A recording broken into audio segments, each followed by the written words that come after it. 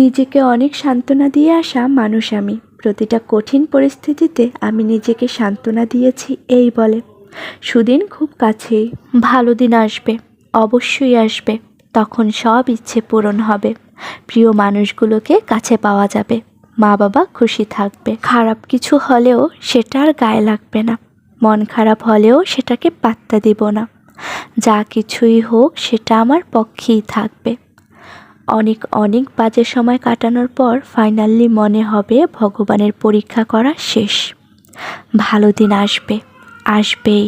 হৃদয় বলছে একটু ভালোবাসা দরকার, মন বলছে লাইফে নিজের পায়ে দাঁড়াও, সাকসেস দরকার, আর নিজের বিবেক খুব করে চাইছে একটু মানসিক শান্তি।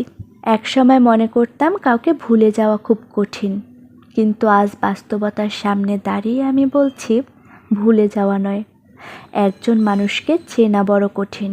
সুখে থাকলে ভালোবাসার মানুষের অভাব হয় না, আর দুঃখে থাকলে নিজের ছায়াটাকেও পাশে পাওয়া যায় না।